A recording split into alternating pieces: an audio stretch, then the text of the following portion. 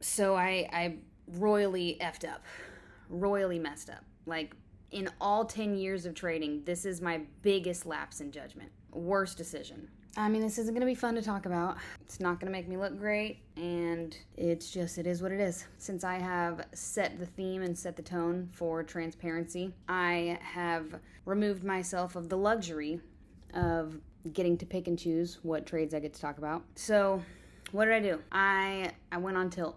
I'm human. It sucks. It was a shitty trade.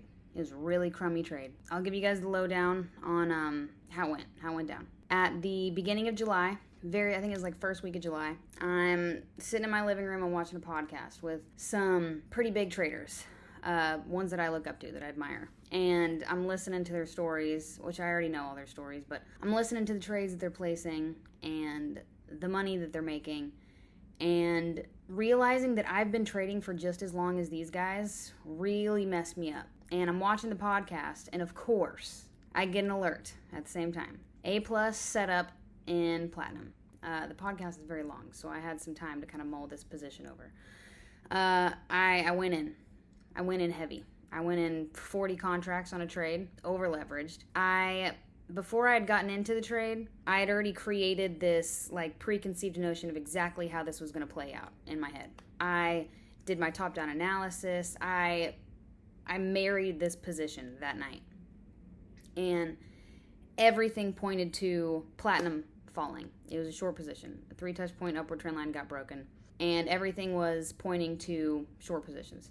I'm talking 11-year high, X percentage gain to the upside. Like, I had done research in the past, and it was like every time it had gotten to this key level, it completely fell off a cliff. Multiple years before, I think during COVID, during Ukraine, and one other time, like back in 2007. And it had reached this level and completely tanked. So I wanted to make my first 6-figure trade, and I already saw it in my head. I placed a trade, 40 contracts. We went in heavy. In addition to going in heavy, I broke my rules. I believe a week later, it had consolidated, and then a week later, my exit was presented, and I didn't exit. Removed the stop, and was married to this position. Everything had to work. In my head, it had to happen. Price went against me, $250,000 worth of drawdown. I think the stress of that trade probably took years off my life. Yay, you get to reap the consequences of your own actions. Congratulations, Tori.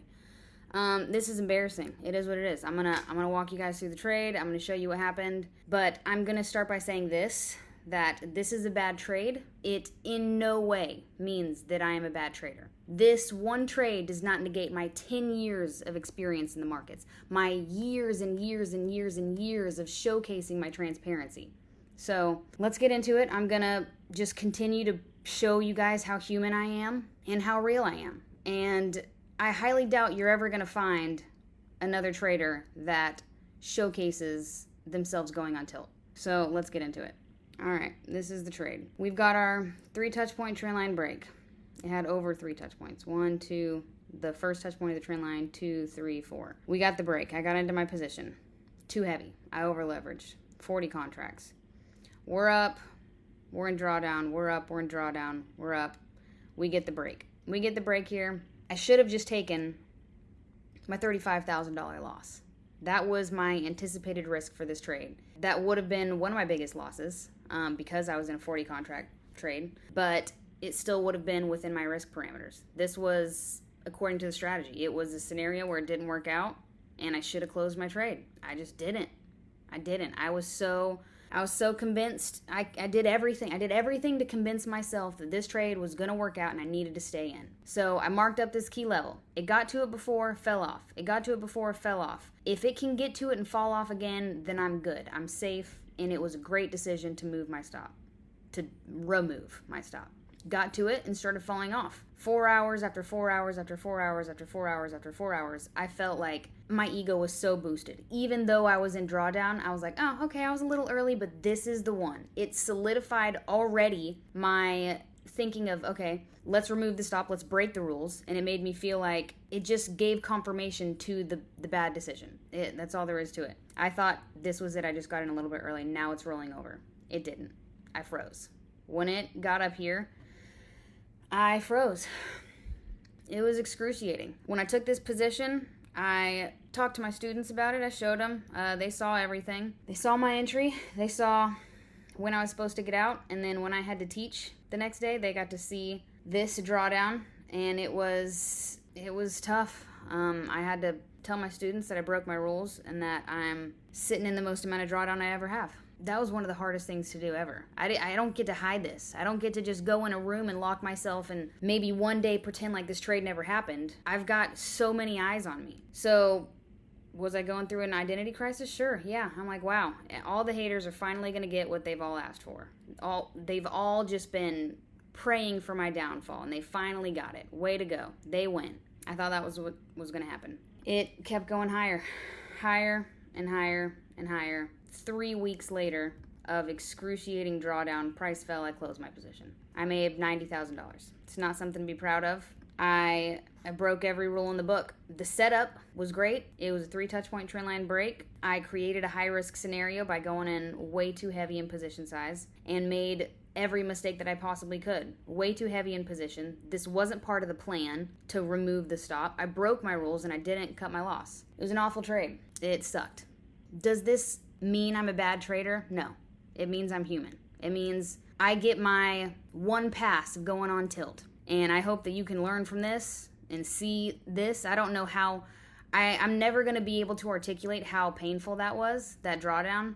The best way that I can explain it is that I truly think the amount of stress that I went through in that trade took years off of my life. So I hope you can learn from this. I've learned a lot from this, but I will say some of you guys are going to see this trade, especially the people that just continue to pray for my downfall, continue to say that I'm a fake trader and just can't fathom that I'm truly, placing the trades that I'm placing. And those people I have come to find truly are able to capitalize anytime that they mention my name. So that just solidifies to me that I'm doing something right. I'm making some sort of an impact. I'm making people very uncomfortable. Every time these people mention my name on social media, they get their 7 minutes in heaven. They get their one moment of fame. They get the most views and the most engagement they've ever had simply because they're talking about me. And it's very funny to see how the narrative flips, where people have dedicated hours of their life, probably weeks of their life, to try and prove that I am a fake trader. And now they may flip the narrative and say, you know what, forget everything I said before. Tori's not fake, but she's just an awful trader. And they can take whatever narrative they like. That's fine. Some things that I want to mention about this trade, as far as the things that I've learned, the mistakes that I made from it, is this was heavy psychology. I knew exactly when to get out of this trade. I knew exactly how much of a loss I was supposed to take, and I didn't do it. I compared myself to these other guys on social media. I am chasing this 6-figure trade that I thought that I should have by now, that I should have had by now. I still didn't get it. Still didn't get the 6-figure trade after all that. I broke my rules and I overleveraged. It sucked. Holding through $250,000 worth of drawdown was the most excruciating thing I've ever done in my life. And I'm the only one that gets to reap the consequences. If anyone would have tried to replicate this trade, there is a very high probability that they would have either gotten liquidated, margin called, or position closed, or blown their account. I was fortunate. I didn't. Price could have gone higher. It didn't. So I messed up. This shows that I'm human. This shows that I make mistakes. This shows that I truly show the highs and the lows of the trading world, the trading industry. This is real. Why would I post this if it made me look so bad? And it's just because I've taken the vow of transparency. I have taken the vow of honesty and being ethical, which seems to not be part of the industry anymore. But this is me being human. I mean, I'm bummed. It sucks. This was a bad trade. This was a lapse in judgment. This was shitty.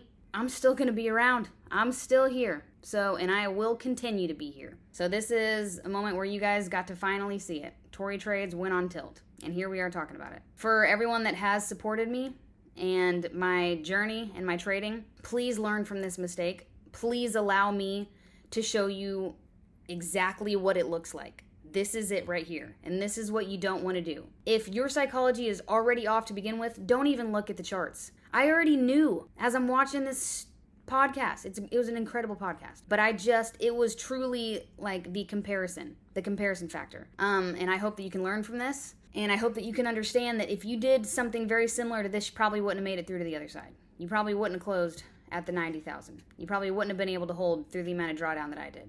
It is what it is. I appreciate everyone that has been supportive of me and my trading and my journey. And I hope this sheds a light, even though it's awful. It's not fun. I just wanted to show this to you guys. It's not a great one. And here is to many more trades.